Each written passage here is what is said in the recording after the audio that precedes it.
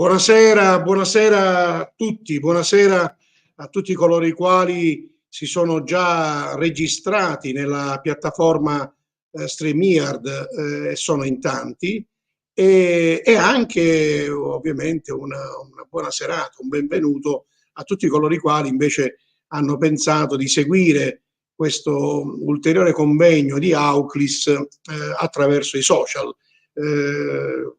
Come molti avranno notato, l'abbiamo pubblicato nella pagina di Auclis e in alcune pagine delle associazioni che fanno parte di Auclis.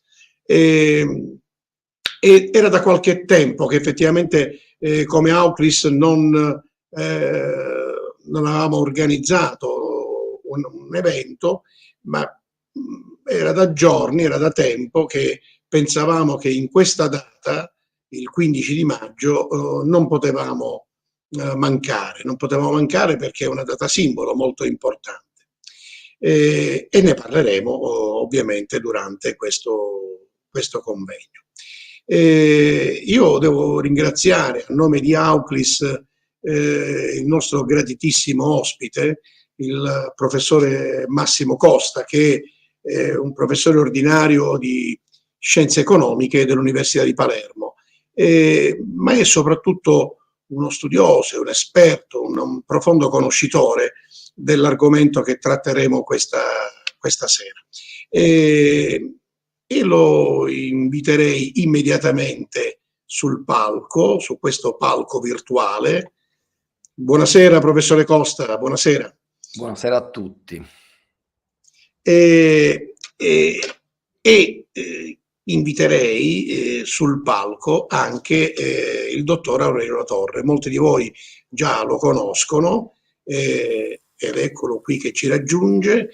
Buonasera Aurelio. Buonasera. Aurelio Latorre ormai da tempo, sin dall'inizio diciamo di questo percorso che sta per raggiungere quasi un anno di vita, è un riferimento importante per tutti noi.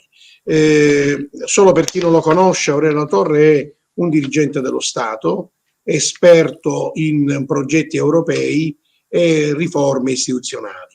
Per tanti anni ha vissuto all'estero e quindi mette a disposizione le sue competenze, le sue esperienze per poter elaborare strategie e quella necessaria pianificazione che abbiamo di bisogno per poter raggiungere gli obiettivi che ci siamo prefissati. Prima di appunto coinvolgere il professore Costa e il dottore Latorre, che insieme condurrà questo convegno, per chi non conosce Auclis, consentitemi di impiegare qualche secondo per mettere in evidenza che cos'è questa realtà.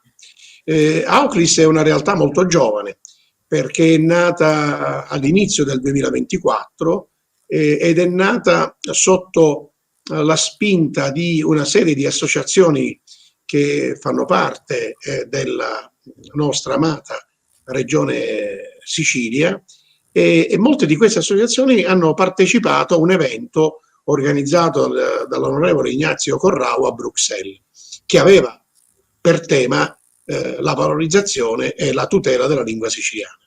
Bene, abbiamo sentito l'esigenza di creare una rete, di creare una sinergia tra associazioni diverse che conservano ovviamente la loro natura e anche la loro programmazione, ma hanno un denominatore comune. Tutti hanno a cuore la necessità di salvaguardare questo patrimonio immateriale che è la lingua siciliana, che fa riferimento alla nostra identità, fa riferimento alla nostra storia. All'interno di Auclis ci sono associazioni che si occupano in modo esclusivo e specifico di questo tema e altre invece che affrontano anche altre attività. Quasi tutte però sono legate al sociale. Qualcun'altra ad esempio legata al mondo dello sport, ma anche in questo caso il denominatore comune è la lingua siciliana. Come Auclis abbiamo organizzato una serie di convegni online con dei linguisti di estremo prestigio. Ne cito alcuni: il professore Cipolla, il professore Trizzino, il professore Campisi. E lo abbiamo fatto perché? Perché avevamo la necessità di narrare una nuova realtà, cercare di scoprire la verità sulla lingua siciliana, partendo da una domanda molto semplice che poi si articola in tanti rivoli, in tanti approfondimenti. Il siciliano è una lingua o un dialetto? E di là si apre un mondo, no, di confronto e di riflessione. Abbiamo concluso questo percorso dei convegni online con un evento importante in presenza, il 21 di febbraio a Palazzo Reale, dove abbiamo coinvolto tutta la classe politica, abbiamo invitato tutta la classe politica. E a questo proposito, ecco, mi preme mettere in evidenza che Auclis non ha una connotazione politica. Auclis vuole dialogare con tutti i rappresentanti politici, proprio perché la lingua siciliana non appartiene a nessun colore, appartiene a tutti. E allo stesso tempo siamo consapevoli che gli interlocutori che possono fare la differenza in questo percorso di valorizzazione è ovviamente la classe politica e chi governa certe dinamiche. Il convegno del 21 febbraio ha avuto un notevole consenso e quindi ci ha dato forza per continuare questo percorso, che poi si è articolato anche nella Semana do Siciliano, ad opera di un altro componente di Auclis, che è Nick Panzarella, un italo-americano di seconda generazione, molto attivo, molto convinto ed entusiasta nel perseguire questi obiettivi. E che dovrebbe venire in Sicilia a breve. E che dovrebbe venire in Sicilia e appunto sarà protagonista di una serie di altri eventi. Ora, io ho menzionato Nick Panzarella, ma ne dovrei in realtà menzionare moltissimi altri. Però ecco, ci rinuncio, altrimenti corre il rischio di fare torto a qualcuno. E a questo punto invece entrerei nel vivo di questo convegno, ringraziando il professore Costa, che ci ha dato la sua disponibilità, ci ha dato la possibilità di usufruire del suo sapere, della sua esperienza, della sua competenza specifica. Aurelio, vuoi fare tu la prima domanda? La faccio io, professore Costa? Come preferisci? No, entriamo nel vivo volentieri. Io vorrei dire questo, che oggi è il 15 maggio, è una data che dovrebbe essere di grande importanza per tutti i siciliani. Io ricordo che in passato ci sono stati degli anni in cui era stata dichiarata festività dalla regione siciliana, se non erro, cosa che invece ultimamente invece non è avvenuto, e quindi viene considerato un po' un giorno come gli altri. Invece dal punto di vista simbolico forse ha una valenza importante, da un punto di vista simbolico, storico, istituzionale. Professore, lei che ne pensa? Sì, benissimo, è una domanda con cui iniziare ottima. Faccio solo una premessa dicendo che per una forma di timidezza e anche per non sovvertire subito le regole del gioco a cui noi siciliani siamo abituati, questa intervista che mi state facendo la terrò tutta rispondendo in lingua italiana. La prossima volta, se volete, la potremo fare direttamente in siciliano, perché lo siciliano è una lingua, diciamo che è una lingua, poi a essere capaci di usarla pure nei contesti nobili. Fatta questa premessa, dico, per evitare poi appunto salti come si dice, in avanti troppo ripidi, dico subito che il 15 maggio è una data che per me è molto importante, per la storia della Sicilia, secondo me è molto importante, non solo per il 15 maggio del 1946. Non so se questa cosa è avvenuta casualmente, credo di no. Il 15 maggio è più importante ancora per il 15 maggio del 1849.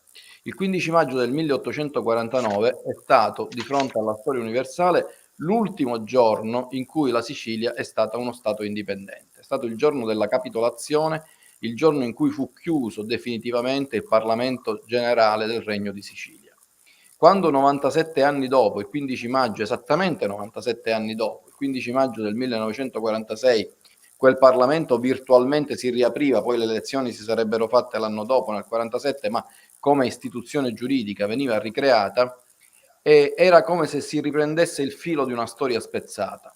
Questo filo di una storia spezzata ricominciava e la questione siciliana, che era finita drammaticamente, diceva uno studioso di fine Ottocento, il Calisse, dov'è il nostro Parlamento, ricominciava auspicabilmente in un quadro di concordia con l'unità nazionale, con l'Italia.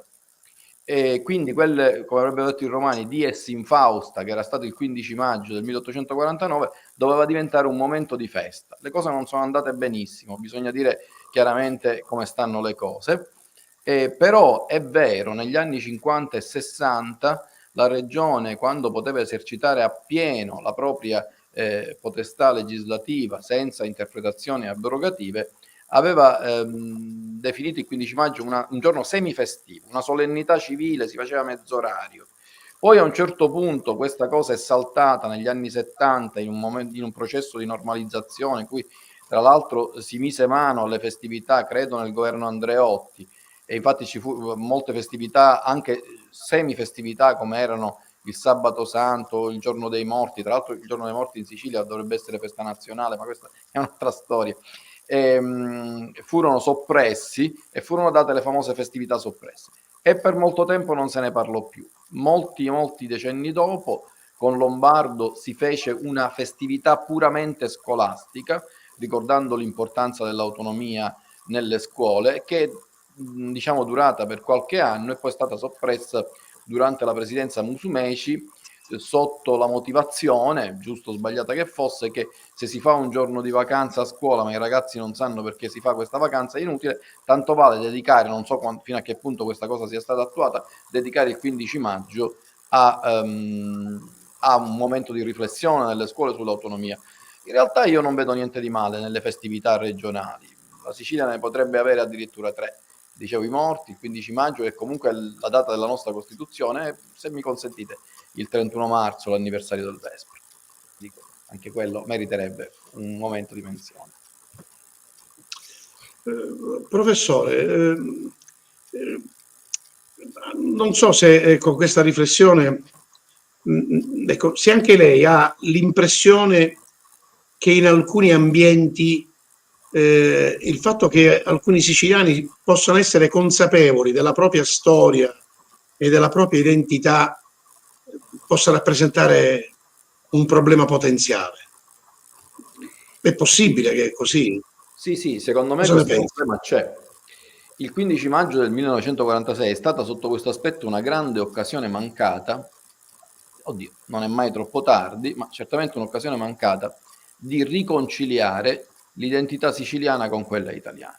Un'occasione unica di poter essere cittadini della Repubblica Italiana ed orgogliosamente siciliani. Perché le due cose, in realtà, sono andate in maniera conflittuale. Cioè, il processo di adesione della Sicilia all'Italia è avvenuta sulla base di una ricostruzione ideologica fondamentalmente falsa, secondo la quale bisognava raccontare per giustificare, questa è una coda di paglia di cui non ce n'era bisogno, per giustificare l'appartenenza della Sicilia all'Italia con una narrazione storiografica un po' fantasiosa, secondo cui la Sicilia non ha avuto alcuna storia. Quante volte abbiamo sentito parlare da ragazzi delle dominazioni? Fenici, questo. Io addirittura ho sentito dire in una conferenza che abbiamo avuto la dominazione dei siculi, che veramente, insomma, grida vendetta al cospetto di Dio. E dico, e quindi questi siciliani dove erano? Non c'erano mai. E poi a un certo punto si entra nella storia soltanto con la spedizione di Garibaldi. Ora è chiaro che senza voler rinnegare la fase della Sicilia italiana, ci mancherebbe altro, dico, quantomeno perché è un dato di fatto incontrovertibile dopo più di un secolo.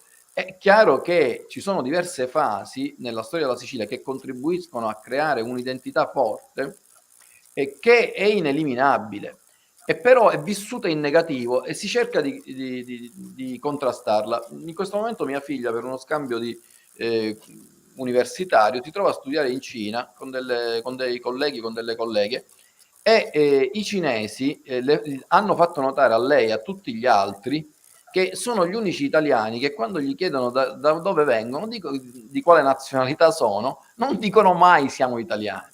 Stiamo parlando di ragazzi, non stiamo parlando di novantenni, sto parlando di mio padre. Ragazzi che dicono siamo siciliani. Cioè poi alla fine c'è una specie di complesso per la quale si cerca di negare questa identità, questa cosa, che poi riemerge sempre. Tanto vale farci pace. Se diciamo che siamo siciliani, vuol dire che siamo siciliani. È una cosa di cui non solo non vergognarsi, ma di cui andare orgogliosi, perché gran parte della civiltà mondiale si è formata proprio in questo bacino mediterraneo che è al centro delle terre emerse, e non è colpa nostra, ma neanche merito, a dire la verità, se noi ci troviamo proprio al centro di questo bacino. Quindi non siamo stati oggetto di storia, siamo stati soggetto di storia, e tutto ciò che è venuto da fuori ha trovato in Sicilia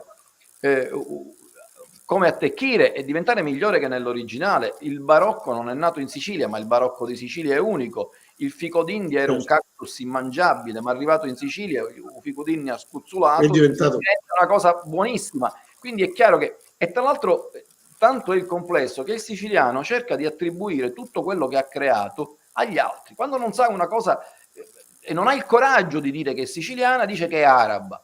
Quindi ho sentito dire che le brioche congelato sono, però non so perché a Tunisi non ci sono. Allora ho sentito dire addirittura che la granita è afghana. Ma poi lo facciamo noi, abbiamo inventato le melanzane alla parmigiana e le abbiamo regalate agli amici parmensi, ma erano nostre. Abbiamo inventato la genovese, che a Genova non si trova. E potrei continuare, cioè c'è proprio un desiderio. Tanti anni fa c'era a Palermo una pasticceria, la pasticceria siciliana è la migliore del mondo, lasciatemelo dire, insomma, non è una cosa notoria, che per vendere diceva pasticceria svizzera. Oh, cioè, dico, allora è evidente che il siciliano ha un problema con la propria identità, lo sa che è siciliano, ma pensa forse che sia un po' una colpa della quale un po' emendarsi, scusarsi. È una forma di autorazzismo molto serio. Sì, e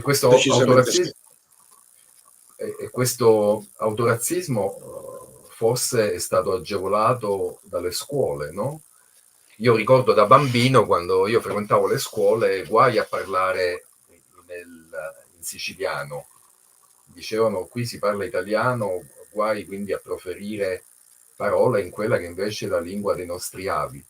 E ho trovato molto interessante quello che lei ha detto, cioè la soluzione in realtà era davanti ai nostri occhi e stava nella pacifica e serena coabitazione tra queste due identità. Siamo siciliani, siamo italiani, sono due identità che fanno parte di noi.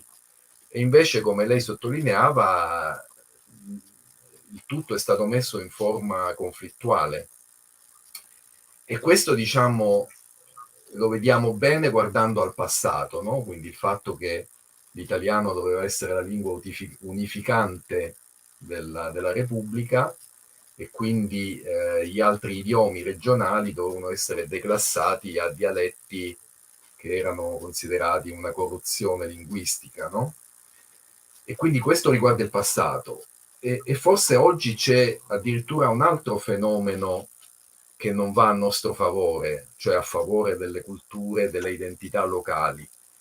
E il fenomeno di cui parlo è quello della globalizzazione, cioè la spinta che sentiamo fortissima nei mass media, nelle istituzioni, nella politica, la spinta a uniformarci cercando un minimo comune denominatore globale, nel quale invece le particolarità locali non sono tanto degne di essere valorizzate. Lei, professore, che ne pensa? C'è anche questo fenomeno che incide?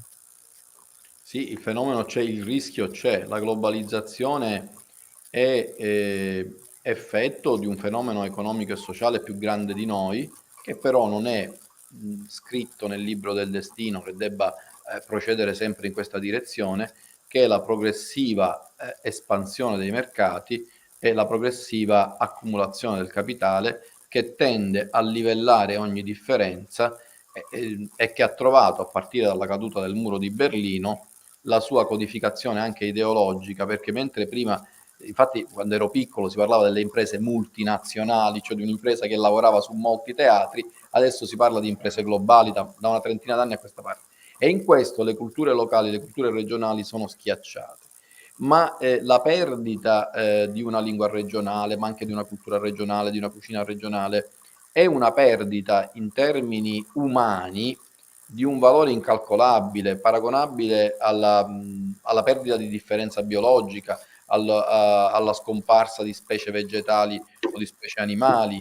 Cioè la ricchezza dell'umanità è nella varietà, e soprattutto quando si è abituati, naturalmente si deve venire in contatto, noi siciliani ci siamo abituati con tante culture, quando si è portatori di una cultura propria si ha una chiave di lettura in più, altrimenti si è totalmente vuoti, si è totalmente in preda, diciamo, a fenomeni di colonizzazione culturale, di omologazione. Naturalmente questo ci porta a dire che la soluzione non è solo culturale, ma è anche socio-economica, cioè bisogna favorire, cambiare paradigma e favorire anche le filiere corte, favorire anche la possibilità per chi nasce in una terra di realizzarsi, di formarsi una famiglia, di fare dei figli nella propria terra, non che debba restare incatenato, può andare dove vuole, ma non deve essere un esodo come quello che sta travolgendo la nostra Sicilia negli ultimi decenni.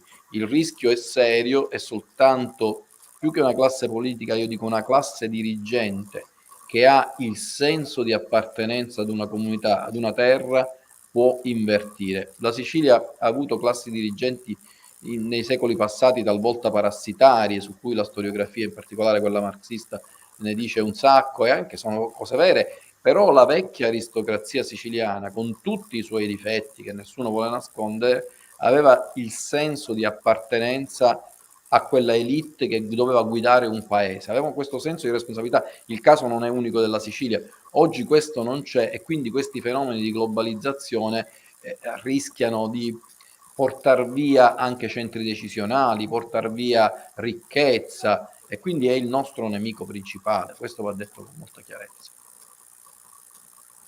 Bene. Molto bene. Professore, Aurelio, volevi fare tu un'altra domanda? No, era solo per aggiungere a quello che diceva il professore un elemento di conferma. Cioè, io per lavoro mi sto occupando, tra le altre cose, dei diritti fondamentali, i quali diritti fondamentali sono tutelati anche a livello di Unione Europea attraverso l'apposita Carta dei diritti fondamentali, nella quale sono declinati una serie di diritti umani di primaria importanza. Tra questi diritti fondamentali esistono anche alcuni diritti legati alla diversità linguistica e culturale, quindi quelli che in gergo sono detti cosiddetti diritti linguistici, i quali quindi teoricamente hanno una loro dignità, un loro riconoscimento sulla carta, però poi nell'applicazione pratica di questi anni diciamo che non sono quelli più alla moda, quindi in qualche modo si parla molto meno di questi diritti linguistici, che pure sono parte dei diritti fondamentali, rispetto a tanti altri. E quindi questo era solo per dare una conferma come testimone diretto di questi aspetti all'avvertimento che il professore condivideva con noi. Bene. Io invece adesso volevo un po' ritornare al suo incipit iniziale, professore Costa, cioè quando ha esordito mettendo in evidenza, io parlerò in italiano, ma sarebbe caso che parliamo in siciliano, no? Che fosse meglio che parliamo in siciliano. No, ora, voglio tornare al suo rapporto col siciliano. per cui alla lingua, in quali occasioni la usa? Quando? In famiglia, con i colleghi? Qual è il suo rapporto con il siciliano? Proprio perché è l'espressione di tutto ciò che ha detto, no? Ma io ho una fortuna che metà del mio cervello pensa in siciliano, l'altra metà pensa in italiano. E questo perché io ho approcciato il siciliano in una maniera precoce, però il mio rapporto col siciliano è triplice, se posso dire brevemente.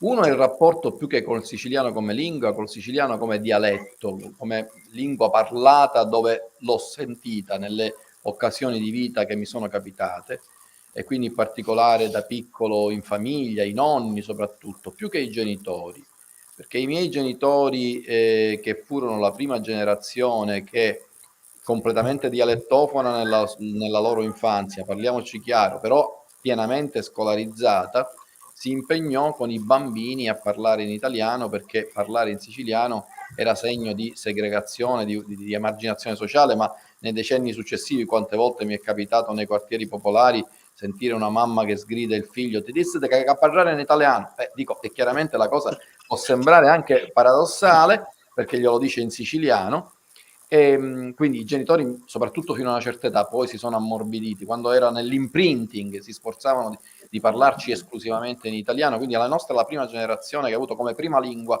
va detto, l'italiano, mentre loro come lingua madre avevano il siciliano, però in famiglia si parlava lo stesso molto, e poi tra di loro parlavano in siciliano. Poi preziosissima, ora non ci sono più le colonie Enel degli anni 70, dove ho imparato diciamo le canzoni in siciliano, le battute, una scuola media di Borgata e tutta una serie di all'areture, come si diceva dalle mie parti, e tutta una serie di esperienze fatte poi nel corso della mia vita. Però questo è il siciliano che ho appreso per strada.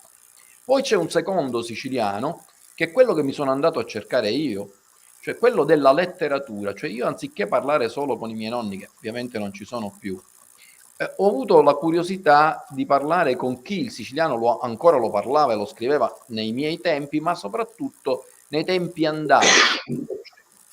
Con un po' di sforzo ho trovato una letteratura enorme in siciliano. Mi sono capitate tra le mani, per esempio, delle poesie di Giovanni Meli, che non capisco, o delle commedie di Pirandello, e mi colpì che la commedia di Pirandello in italiano aveva dignità di entrare nella scuola perché era in lingua. Quella in siciliano pare che Pirandello era meno importante. Allora mi sono sforzato di conoscerlo, il siciliano scritto, perché mi ha incuriosito il siciliano scritto, e ho scoperto che il siciliano scritto, al di là delle differenze fonetiche e qualche volta lessicali che ci sono da una parte all'altra della Sicilia, è invece una lingua con una struttura omogenea, molto forte. E allora lì mi è venuto il terzo siciliano, cioè quello che scrivo io. Io mi sono messo a scrivere, per diletto più che altro, ora vi dico come lo uso come lingua parlata, ma come lingua scritta, qualche volta sul blog o per comunicazioni, usarlo, ecco, la sperimentazione linguistica, usarlo come lingua, cioè depurarlo. Chiaramente non sono Alessandro Manzoni, non nessuno di noi lo è, però depurarlo dalle forme puramente vernacolari che ne ostacolano la circolazione all'interno di una comunità che è molto coesa, e di continuare un po' la storia della nostra letteratura, che consente di scrivere un siciliano. Ho fatto una cosa che ha avuto anche un certo, come dire, un certo riscontro. Un'associazione di siciliani in Belgio mi chiese una specie di inno della Sicilia. Io non sono un musicista, mi rivolsi all'amico Carlo Muratori, che ha fatto tante canzoni in siciliano, e ero molto giovane allora e pieno di belle speranze, e feci una piccola lirica, se così posso dire, che si chiama Sicilia Patria Mia, si trova ancora su YouTube da tutte le parti. Tra l'altro io sempre faccio sparire, metto sempre Carlo Muratori che ha fatto la musica, il testo è mio. Professore, la sto cercando. La cerchi, Sicilia? Sicilia Patria Mia. E però, diciamo, a parte questo, il siciliano resta la lingua che io parlo in famiglia, con mia moglie, con i miei figli, naturalmente nei contesti, con i colleghi anche. Mi ricordo una volta in una camera di consiglio eravamo, perché poi uno deve sapere con chi no, c'è chi è più restio, allora ti parli chiaramente in italiano. E siccome erano due colleghi che erano peggio di me, alla fine facemmo tutte le valutazioni tutte in siciliano. Cioè alla fine quando è possibile lo uso sempre, anche come lingua parlata. Naturalmente poi faccio anche le lezioni in inglese, per la soddisfazione è un'altra di poter usare la lingua madre. L'ha trovata? No, non ancora. No. E allora, no, io ne ho trovate due in realtà. No, ma so sono due, due. la stessa, secondo me. Sì, è la stessa. Professore, che poi peraltro il siciliano è stato... Parte la pubblicità, poi la devo estrapolare, vediamo se ci riesco. Sì, sì. Di Aurelio. No, dicevo che, professore, poi il siciliano ha una storia antica come lingua ed è stata anche una lingua ufficiale in contesti quindi istituzionali, anche formali, giusto?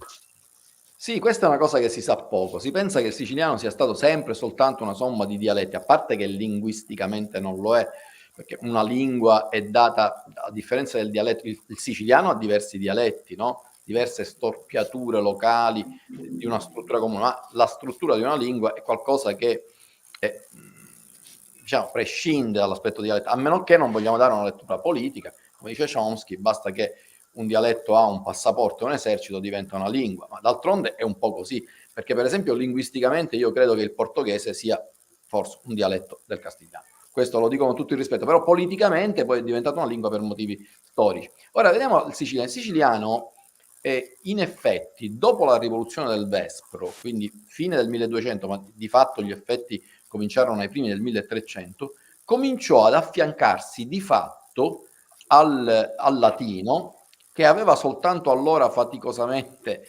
prevalso sul greco. Guardate che le costituzioni melfitane di Federico II erano state scritte in latino e in greco, e fino al 1300 gli atti notarili nel Valdemone erano scritti in greco, in grecanico. Abbiamo perso un altro siciliano in lingua neogreca, che vabbè, quella è un'altra storia, ne parliamo un'altra volta.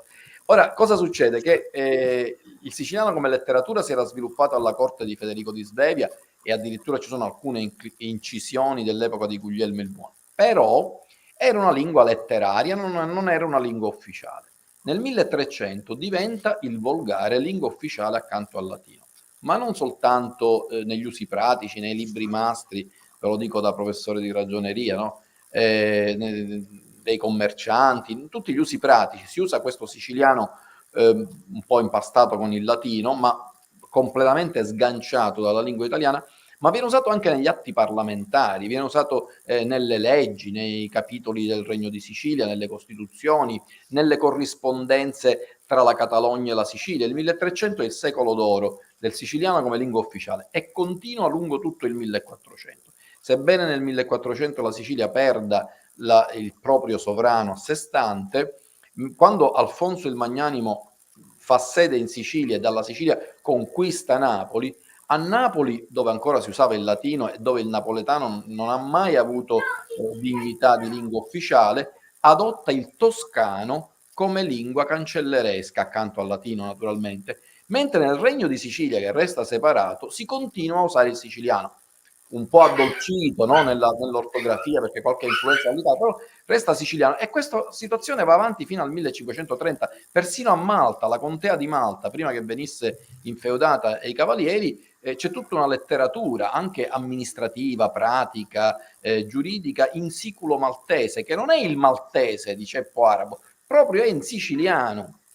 Ora, cosa succede? Succede che entrando nella monarchia iberica, quando Carlo V, primo di Sicilia, viene da Tunisi, dopo aver conquistato la Tunisia, e tiene Parlamento a Palermo, il discorso della corona, che fa leggere al protonotaro, per la prima volta nella storia, per semplificare, lo fa leggere in toscano. Io immagino il disorientamento dei siciliani, che non avevano mai sentito parlare nessuno in italiano fino a quel momento, e da quel momento, restando il latino e il siciliano in altissima considerazione, il toscano verrà chiamato così fino agli anni 40 del 1700, non italiano.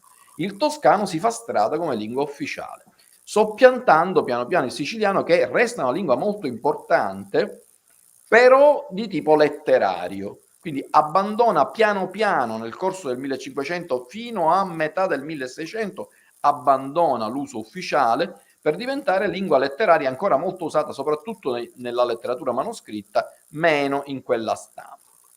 Poi però il siciliano diventa appunto una lingua nazionale non più usata per gli usi, diciamo, nobili, ma neanche l'italiano. La letteratura siciliana 1500, 1600 e 1700 resta trilingue: italiano, latino e siciliano, e addirittura alla fine del 1700, in un momento di ripresa del nazionalismo siciliano, nascono alcune accademie, come quella del Di Blasi, che vogliono usare il siciliano, non i dialetti siciliani, il siciliano di cui tutti lo considerano come lingua, lo vogliono trasformare in una lingua nazionale, cosa che è opposta dai Borbone, perché capiscono che una lingua nazionale siciliana stacca la Sicilia da Napoli, e quindi questa cosa non era vista bene. Pensate, e lì chiudo, che la questione linguistica siciliano, italiano, latino viene sciolta solo dal Parlamento del Regno di Sicilia del 1810. 1810, forse già c'è il mio Trisavolo vivo, quando il Parlamento di Sicilia in un capitolo chiede, ottiene al re, per essere, come oggi dice, usiamo l'inglese per essere, si proclama l'italiano, non più il toscano, l'italiano lingua ufficiale, e da quel momento in poi spariscono i codici latini e il siciliano resta lingua nazionale, e poi dopo l'unità d'Italia non si può dire manco più lingua, diventa dialetti, quindi sparisce nei 1000 rivoli dei dialetti.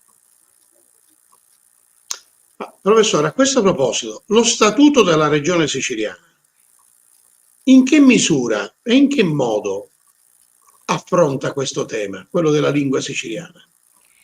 Lo statuto della regione siciliana, che è un documento preziosissimo, interviene dopo il fascismo e dopo 80 anni di retorica risorgimentale.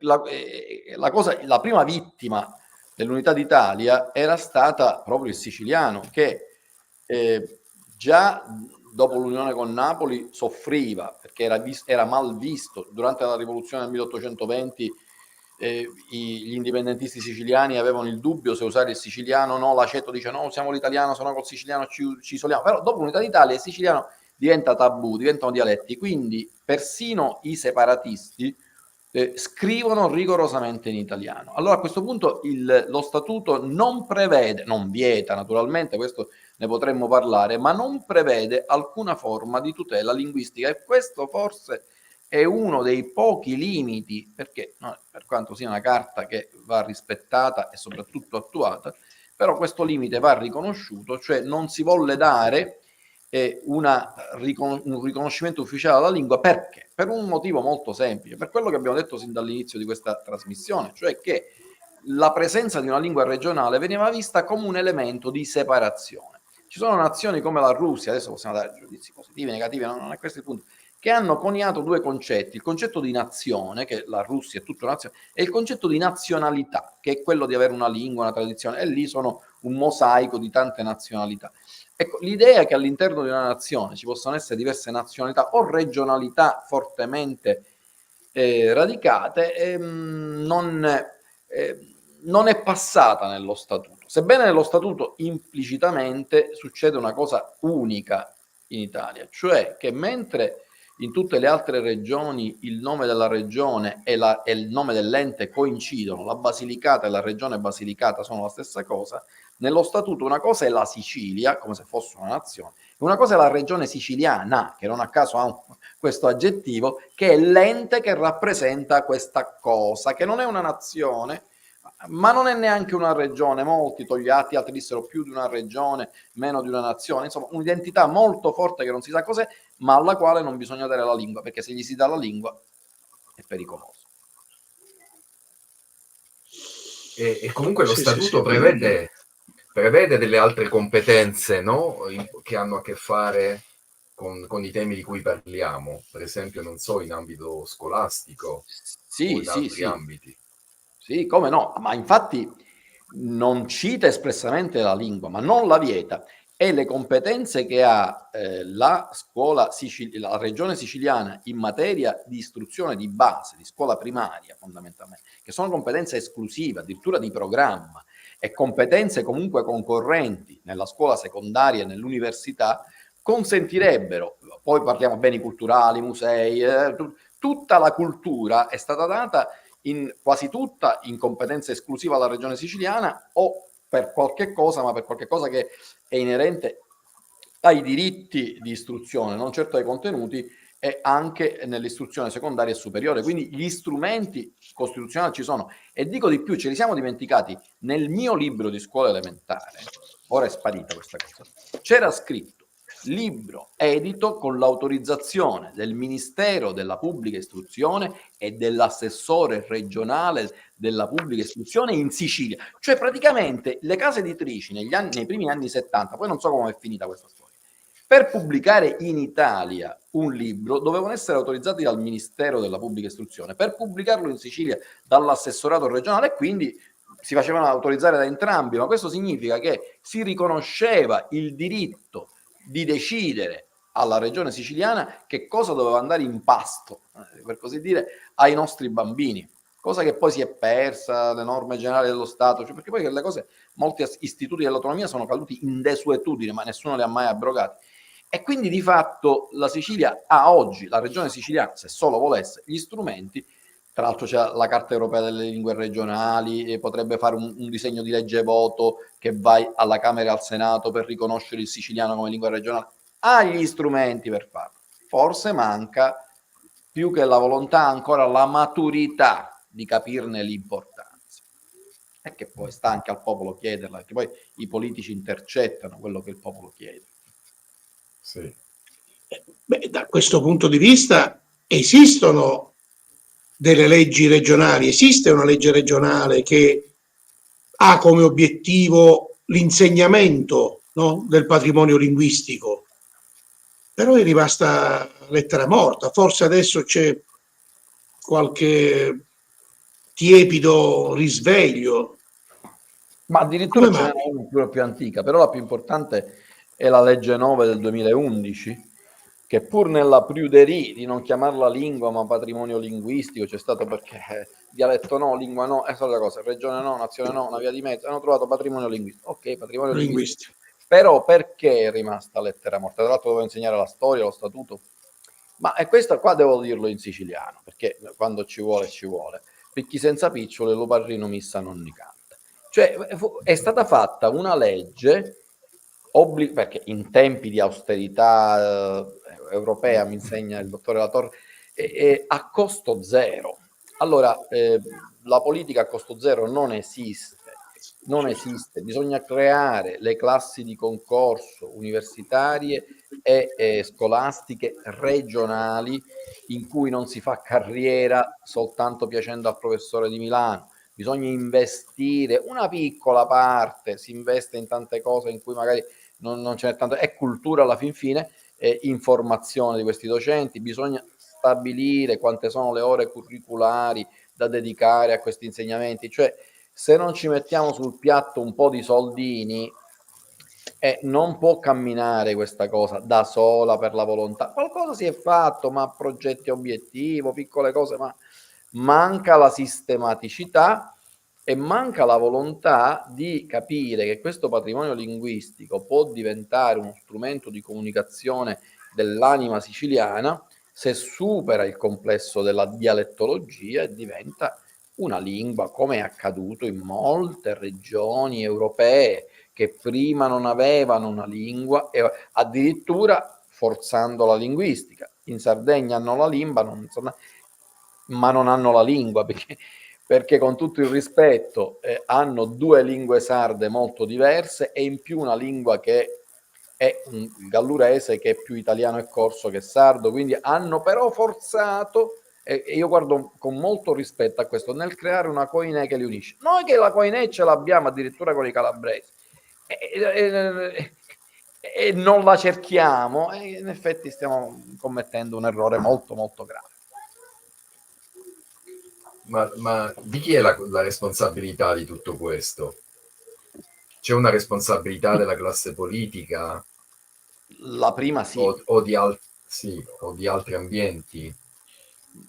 Però non è solo della classe politica. I politici spesso sono un po' come gli esperti di marketing che cercano di trovare che cosa vendere politicamente e poi si intestano le battaglie.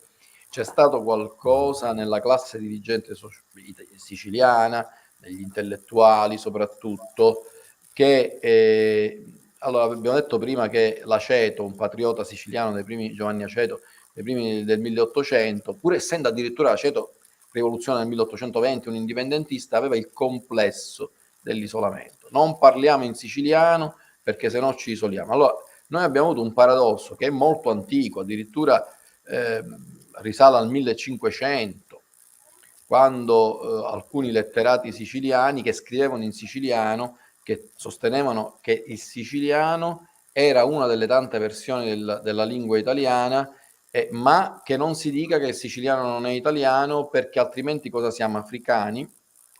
Antonio Veneziano.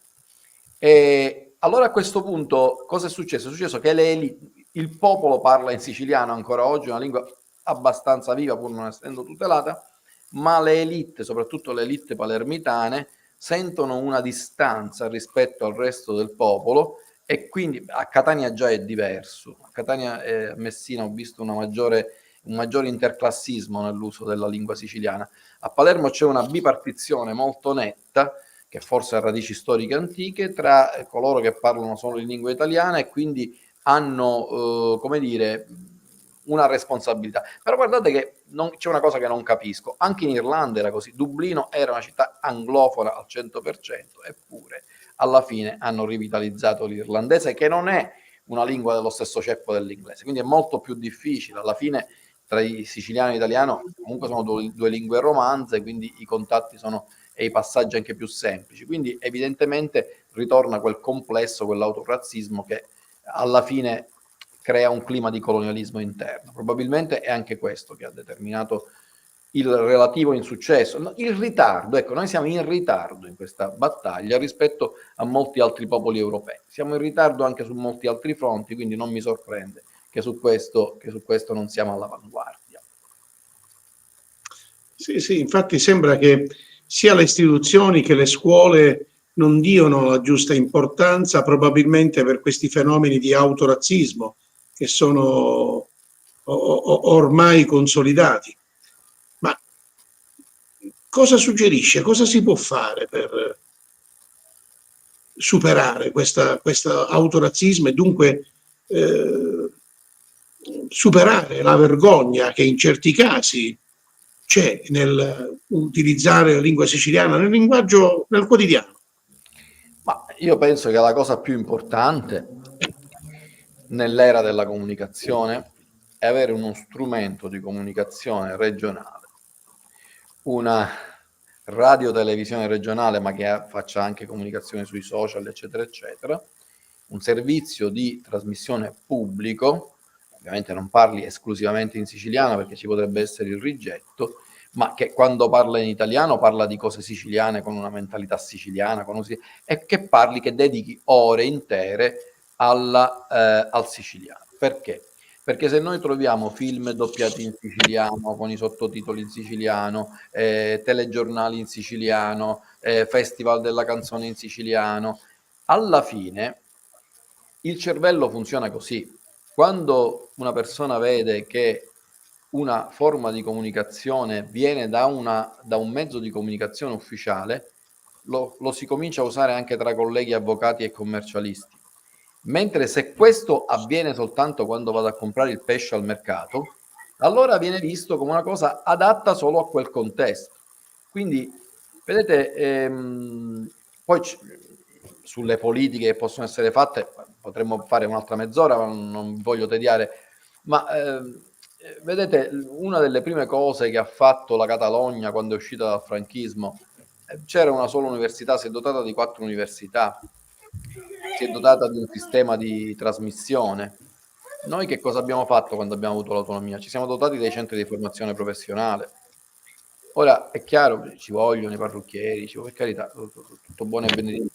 Però se noi non abbiamo una classe politica che investe sulla cultura viva, perché poi a noi non serve il convegno su come si dice lo strofinaccio a Palermo o a Catania. Questa cosa lasciamola ai linguisti di professione. Noi abbiamo bisogno di una lingua viva, abbiamo bisogno di un uso vivo della lingua, non di studi e di conferenze, ma anche sulla storia la stessa cosa. Ricordo quando ero piccolo, e lì chiudo, 1900, non ero piccolo, ero già ragazzo, ahimè, non sono così giovane, nel 1982, nel centenario del Vespro, convegno d'otto a Caltabellotta, non sapeva nulla, cioè anziché fare cose di popolo, ti invitano il professore di storia che fa il suo barbosissimo sproloquio sul 1282, si parlano, si fanno gli atti, se li pubblicano, se li scambiano, se li firmano e il popolo non ne sa niente. Sono errori che si pagano. Siamo in tempo per il 1282, me lo perdo io sicuramente, però lo dico per chi verrà dopo di me.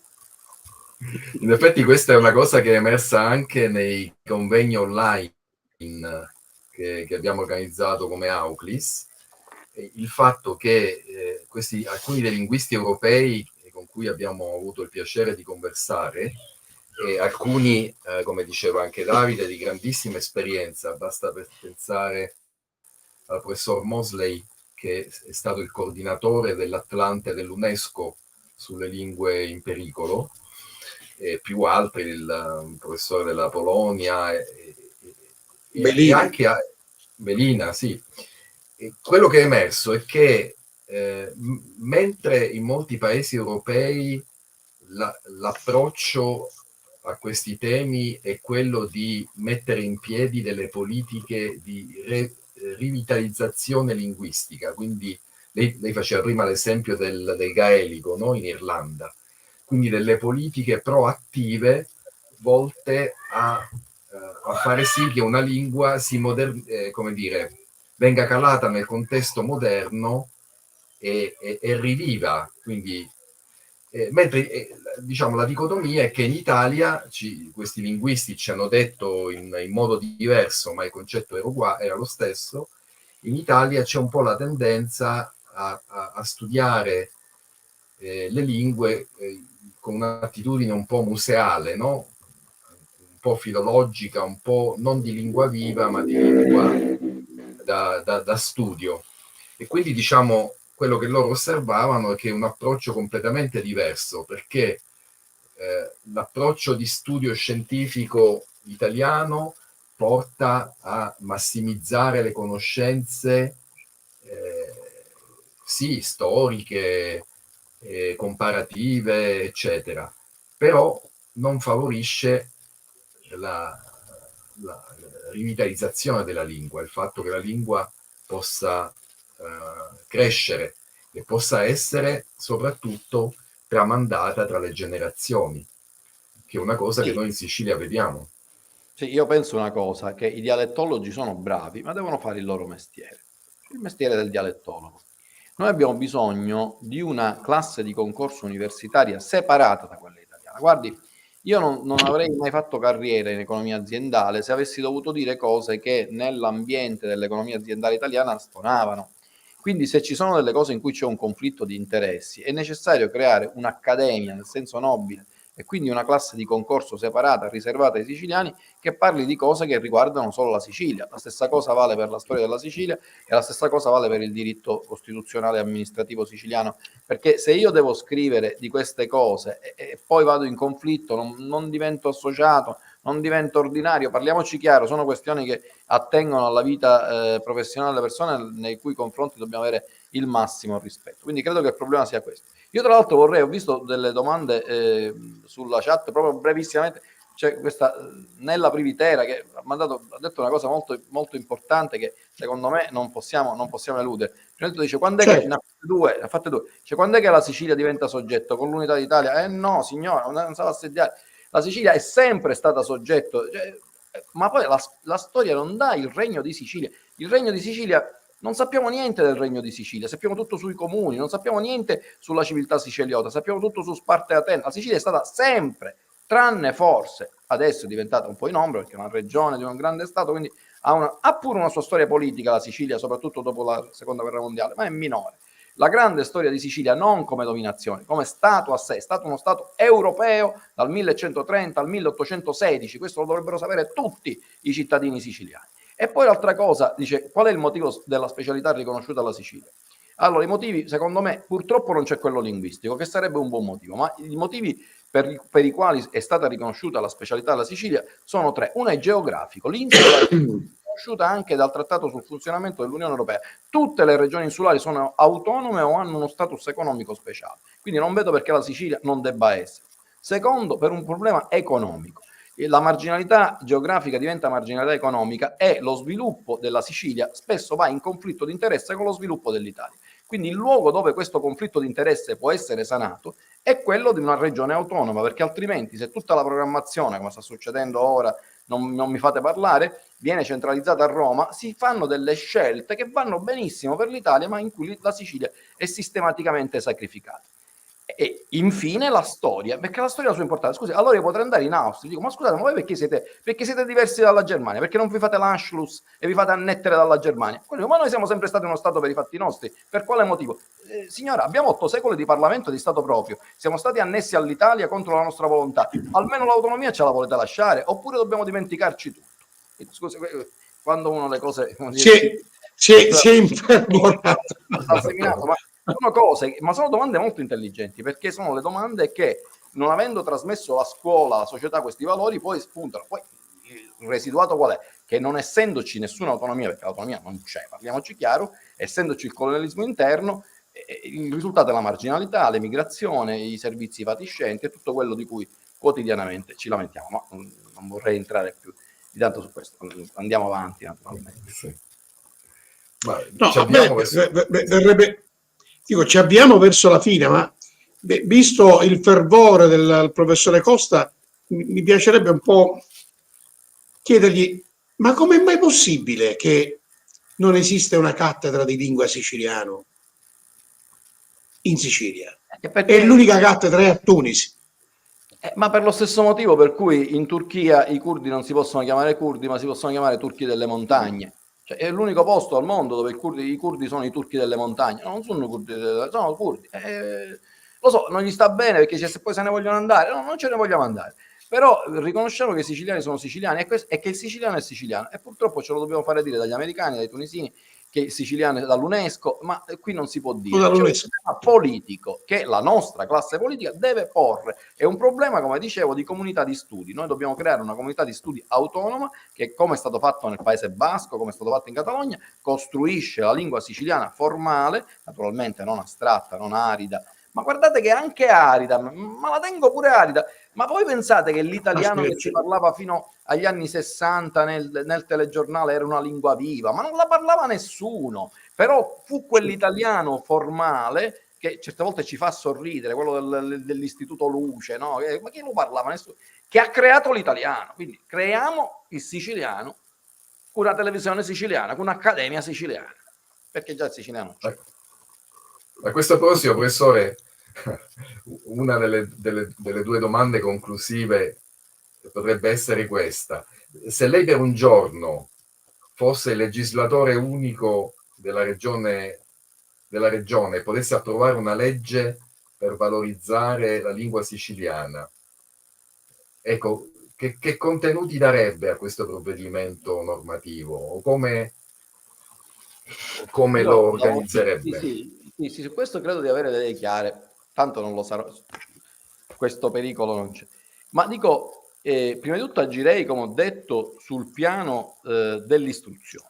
Cioè bisogna creare una struttura che crea la lingua siciliana e che la insegna orale e scritta in tutte le scuole di ogni ordine e grado, a cominciando dall'asilo. Primo.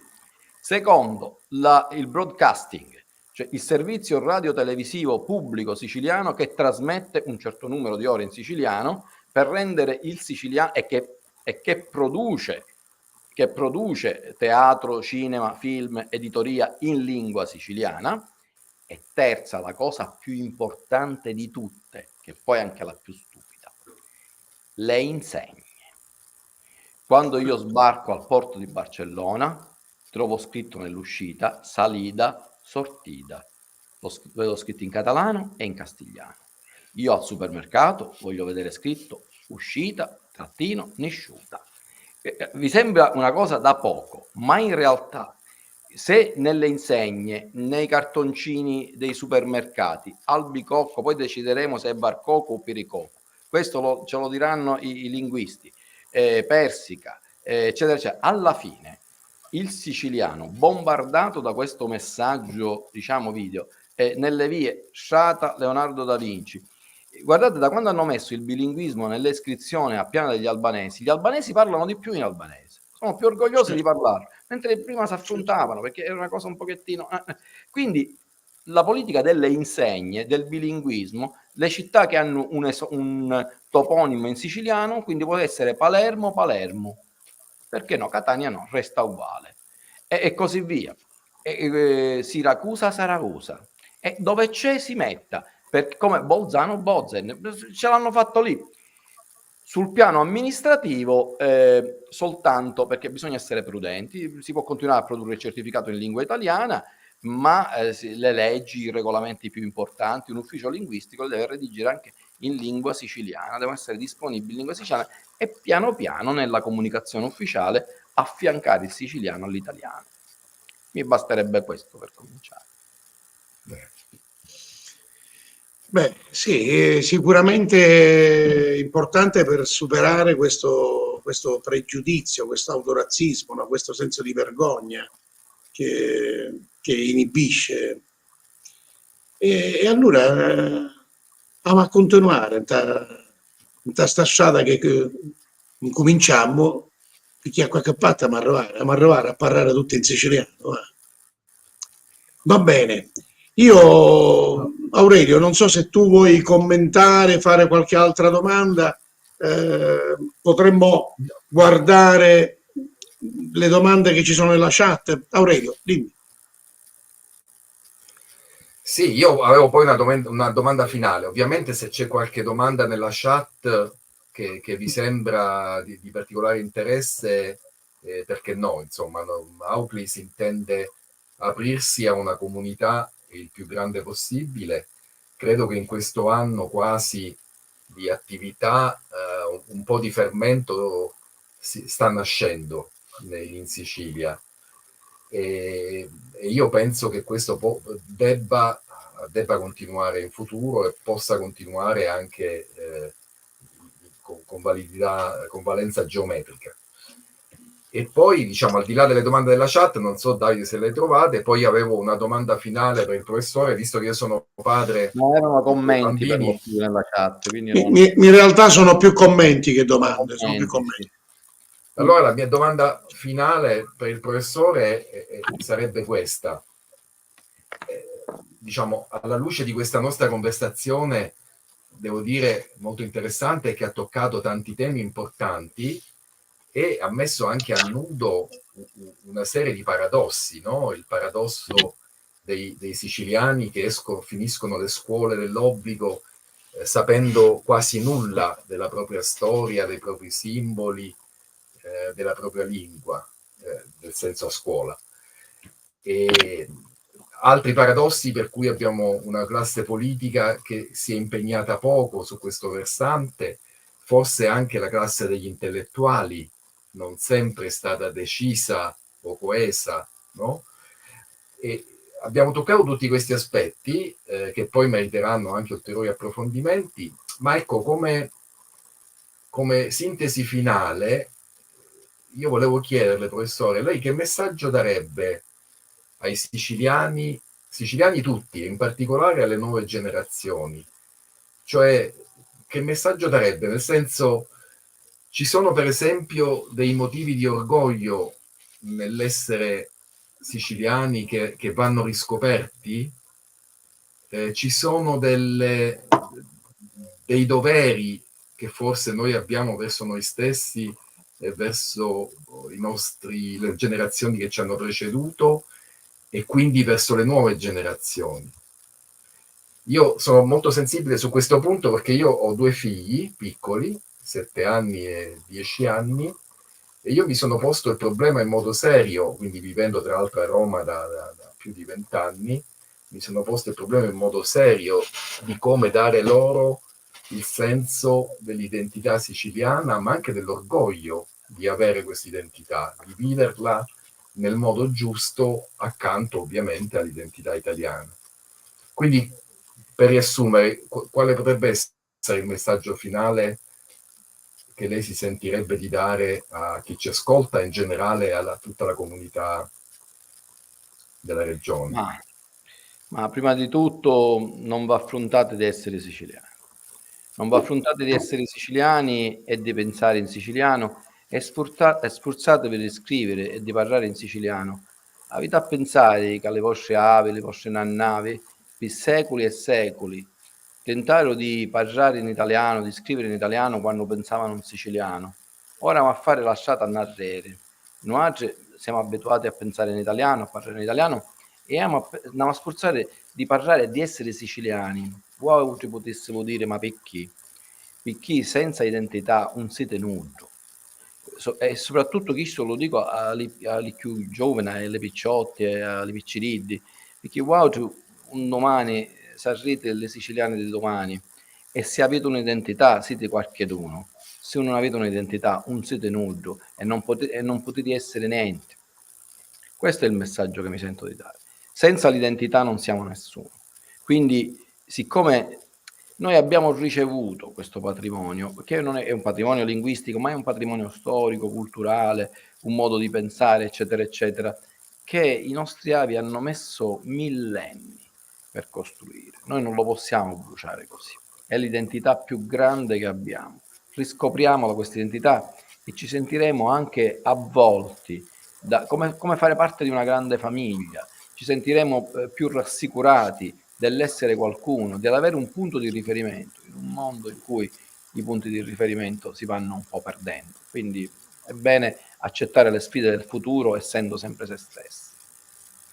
Perfetto, grazie professore. Bene, grazie professore Costa, grazie per questo interessantissimo incontro che abbiamo avuto con lei.